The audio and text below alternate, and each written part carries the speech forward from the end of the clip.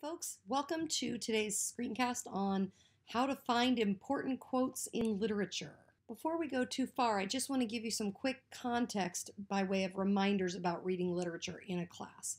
Typically, when you're reading literature for a class, you're practicing ways to find the theme, which is the author's comment on the human condition or what the author's trying to say about all people. Now, you're never going to find that written explicitly in the text. It's hidden, so you're going to have to find that theme. And this screencast is meant to help you with the ways to find that theme. Now, if you go back to our reading and preparing to write a literary analysis essay screencast, we talk about all of these things listed on the right-hand side. So to find that theme, we explain that you can look for things like characterization or changes in character. You can look for the conflict in the plot, symbols, metaphors, archetypes, allusions, tone, and foreshadowing. So if you take all of those issues and you kind of chart them or follow them throughout the course of a text, they will lead you to theme.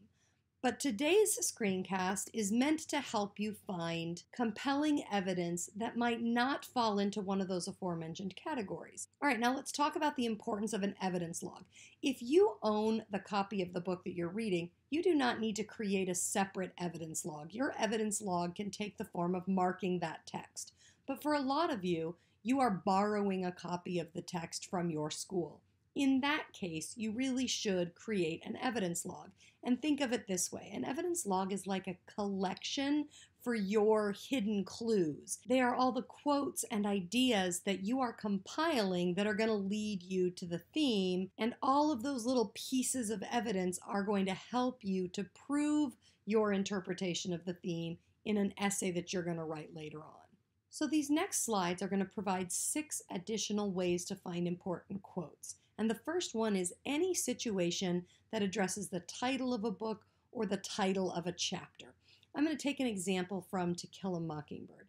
Now, in To Kill a Mockingbird, the protagonist is a little girl, and at one point her brother is attacked and almost killed by this kind of town drunk. So she doesn't really see what happens, and so she's confused by the whole thing.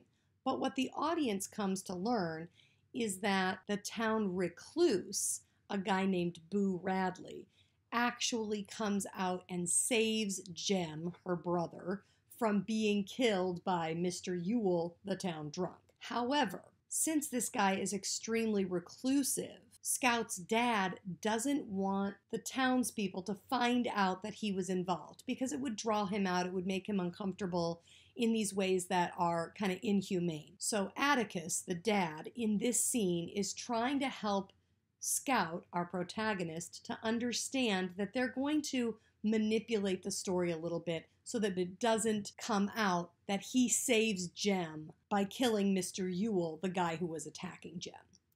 All right, so here we go. Atticus sat looking at the floor for a long time. Finally, he raised his head. "Scout," he said, "Mr. Yule fell on his knife. Can you possibly understand?" Atticus looked like he needed cheering up.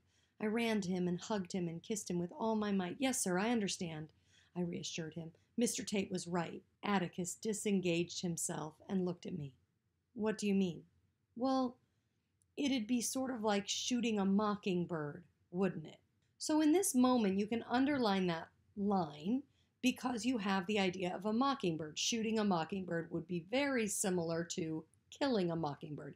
And that's the title of our book. So you know, as an educated reader, that if the title of a book comes into play in the course of the story, that it's going to matter. So you would underline that or add it to your evidence log because it actually holds the essence of the entire book. And so it leads us to this thematic conclusion that To Kill a Mockingbird is to drag an innocent human being into something where they don't need to be. That the innocent among us, that the people that add beauty, the mockingbird who just sings a lovely song, they should not be persecuted by society. And so that line is part of what leads you to that thematic understanding. Another way to find an important quote would be looking for any sentence that is significantly longer or shorter than other sentences in that section. This next example comes from 1984, and I don't want to over reveal because it's really important that everybody on the planet read this book. And if you haven't yet, I don't want to overshare. So I just want to point out the importance visually, and then you can draw your own conclusions about thematic interpretation. He gazed up at the enormous face. 40 years it had taken him to learn what kind of smile was hidden behind the dark mustache. Oh, cruel, needless misunderstanding. Oh, stubborn, self-willed exile from the loving breast. 2 gin-scented tears trickled down the sides of his nose. But it was all right. Everything was all right. The struggle was finished. He had won the victory over himself. He loved Big Brother. So in this moment, visually, you can just see the length of the sentences surrounding that final sentence in the quote are these giant monstrosities. And then he loved Big Brother is a minute 4-word sentence. It's got a subject, a predicate, a direct object, and it's done. No adjectives, no adverbs, no compound elements, 4 simple words. And the fact that it is surrounded by sentences that are flowery and giant draws your attention as a reader to those 4 simply written words. As a result, you would indicate, you would underline or add it to an evidence log, and you could begin the consideration of how those 4 words contribute to theme. The third way to find an important quote is to look for any sentence that's not actually a sentence. So if what you have is a fragment, for example, that should draw your attention. Let's check out this example from Kite Runner that occurs just on the 2nd page of the text. I thought of the life I had lived until the winter of 1975 came along and changed everything and made me what I am today. It's as if the author includes that last chunk as an afterthought. And because he wants it to appear as though it's an afterthought, he writes it as a sentence fragment, right? It's a compound predicate. It's just kind of tacked on to the end. It has no subject of its own. But what the savvy reader picks up is that that pseudo afterthought is actually meaning carrying. He wants it to appear as afterthought, but he's really hoping what you pick up on is the fact that that is the most important line of that chapter. And the reason for it is this. It sends you off into the book wondering what it is that happened on that day that made him what he is today. And it also forces you, the reader, to wonder, what is it that you are today? And those questions force your brain to attach to the book in meaningful and different ways than if he had not set it up that way. So I would underline that or add it to your log and use it to form your growing concept of thematic issues. And in this case, it would be something like you've got a character who's been made and you don't yet know for sure whether that's good or bad, if he's been made in a good way or a bad way, although there are some indicators on page 1 that suggest this is not a great thing that's happened. So you might ask some thematic questions. What is it that happens in our lives that shape us and make us who we are? And is there any way to get around that, to become something different than who you've made yourself into? Okay, a 4th way to find an important quote would be any sentence that can be taken both literally and metaphorically, or literally and figuratively. There's a great line from the musical Wicked. And what's happened so far is that Elphaba, who is the Wicked Witch of the West, if you're a Wizard of Oz fan, and Glinda, the Good Witch of the North, have become friends, and they've traveled to the Emerald City to get the Wizard of Oz to help Elphaba to kind of not be green anymore, or to be embraced by society. And when they get there, they discover what the audience already knows, which is that the wizard is a sham. He's not really wizardly or magical or gifted in any way. This proves to be a giant bummer for Elphaba, who was really counting on the wizard to kind of help her to become accepted by society. And then this fight ensues, and things take a pretty dark turn pretty quickly for Elphaba, our Wicked Witch of the West. So she runs away, and his guards try to capture her.